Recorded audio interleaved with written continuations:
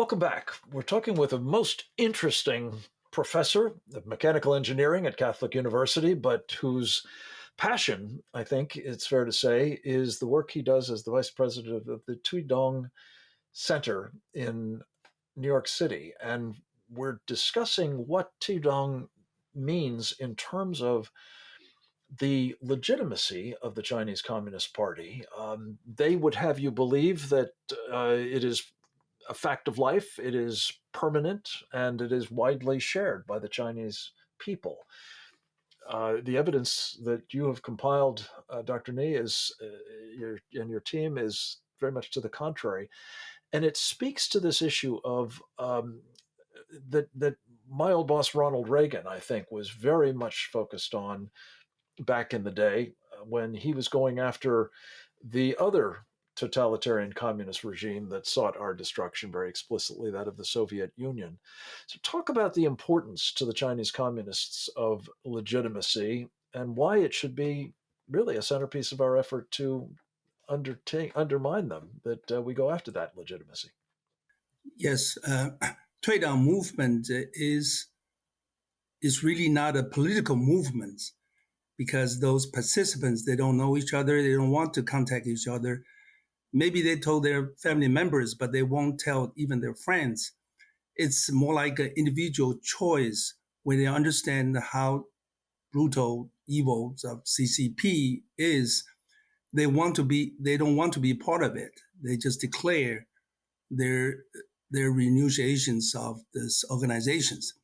They don't want to do any more dark things or evil things or crime. It's an individual choice. So it's more like a conscious awakening or spiritual movement. And so there is no organizations to organize them or to propose any political reforms or overthrow the CCP. It's not that case. Okay. But on the other hand, this massive movement, grassroots, peaceful Chinese people, they form the foundation in China for a peaceful transitions to a China without communism. Okay, which is very important not only for China, Asia, also for the world. So it's a massive peaceful forces in China that can come up with a civilized society that will benefit China and the world. Well, I guess the question that occurs is what can the United States and other Western countries, for that matter, who love freedom and want it for the Chinese people, do to facilitate this kind of transition? Is it something that basically starts with countering the Chinese Communist Party and creating conditions under which this large but non-coherent group of people can take advantage of an opportunity for a transition, or is there something else that could be done, do you think?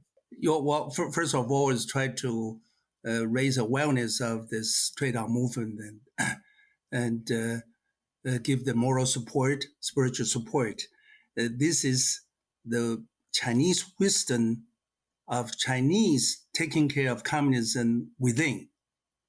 Okay, it's cleansing the communism, the ideology concepts, while CCP is still in power. Look at the war between Ukraine and Russia.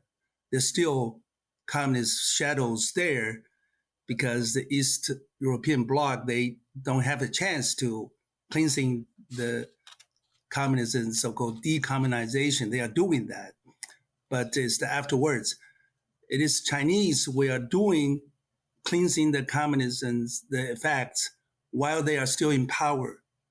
And this is the Chinese that demonstrate to the whole world they are solving their problem their own. They need more of moral support, spiritual support. Probably at that time, right now, it's not direct support. You're going to invite retaliations. Yeah. So moral support is, again, something that I think Ronald Reagan did brilliantly when he talked about, for example, the evil empire, and when he lifted up dissidents inside the Soviet gulags. And he otherwise challenged, as I say, the legitimacy of the regime in the Kremlin.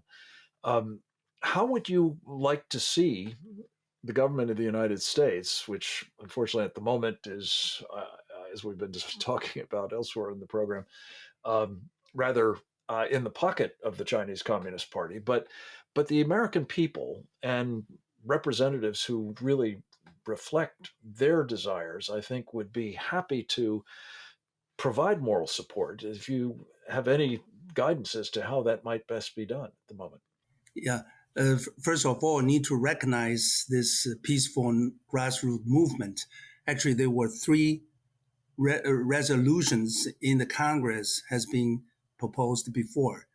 It's in 2011. There's House Resolution 416 by Congressman uh, Ted S. McCarter. Then 2012, there's Senate Resolution 232 by Bob Menendez. And the recent one, 2018, by Congressman Dana Rohrabacher, showed the solidarity of U.S. Congress or U.S. people with the Tuidang movement and encourage them, don't be afraid, do it, okay, make your free choice, okay, cut the tie from this evil regime, and we support you, we applaud your work, okay, we respect you. And also the Tuidang volunteers being seriously retaliated inside China and need the world to support, okay, so that communists won't be doing that too much. Well, of the three sponsors of those resolutions, one is still serving. In fact, he's the chairman of the Senate Foreign Relations Committee, Bob Menendez, and it would be great to see what we could do to encourage him to reintroduce this piece of legislation and help in exactly these ways. Professor, thank you so much for joining us. And this is the beginning of a conversation about both your movement and what we can do to help you. And I'm so grateful for your time today. I'm so grateful for the rest of you being with us as well for this edition of Securing America. I hope you feel better equipped to do just that and that you will join us at securingamerica.tv for more about what you can do. And then you'll go forth and multiply.